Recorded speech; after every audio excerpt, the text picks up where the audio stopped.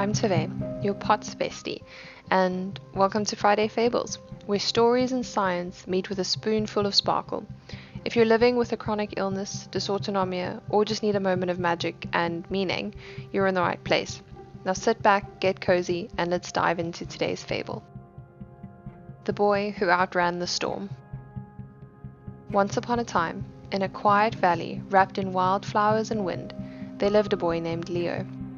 He was known across the land for one incredible gift. He could run faster than anyone in the entire kingdom. His feet barely touched the earth.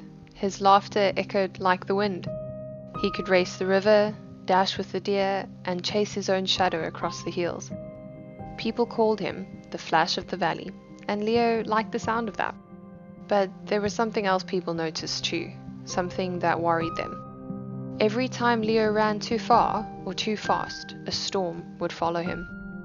It didn't look like a normal storm, not thunder or lightning, not rain or snow.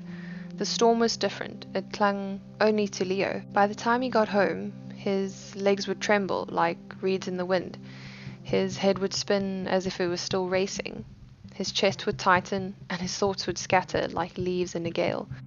Sometimes he couldn't get out of bed the next day. He tried to hide it, but the storm never really left. It hovered above him in a haze, quiet one moment, crashing the next. It stole his energy, muddled his mind, and left him feeling like a shadow of himself.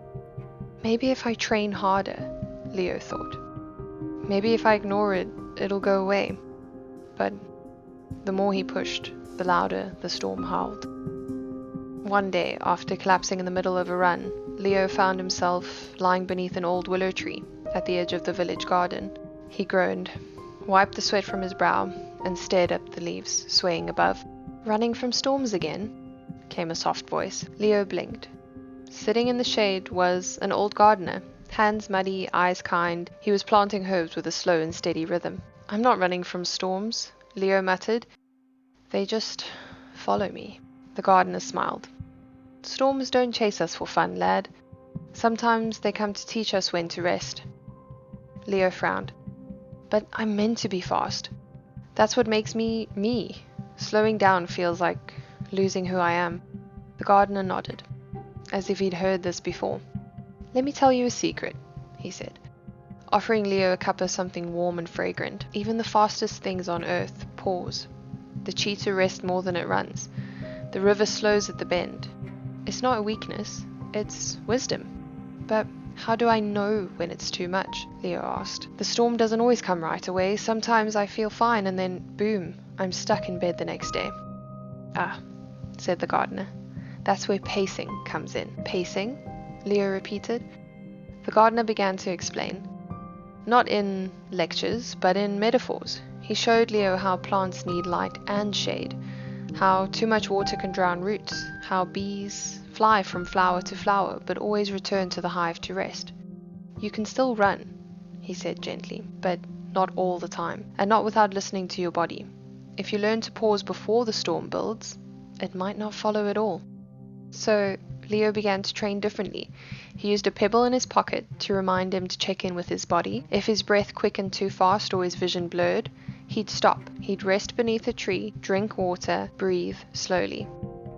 Sometimes he'd walk instead of run. Other days he'd sit with the gardener and plant seeds, learning that growing something beautiful didn't require speed at all, just time and care. The storm didn't vanish completely, but it stopped roaring so loud. Leo learned how to dance with it instead of race ahead blindly, and slowly his world grew richer. He still ran, yes, but now he also wandered, rest, and bloomed. They still called him the Flash of the Valley, but now they also called him the Boy Who Balanced the Wind. Because some journeys, he learned, are longer and more magical when you don't rush through them. Thank you for joining me on today's Friday Fable. Remember, even in the land of storms, there's strength in slowing down. If this story made you feel seen, consider sharing it with a friend or leaving a little love wherever you're listening. Until next time, be gentle with yourself. You're doing better than you think. Stay sparkly.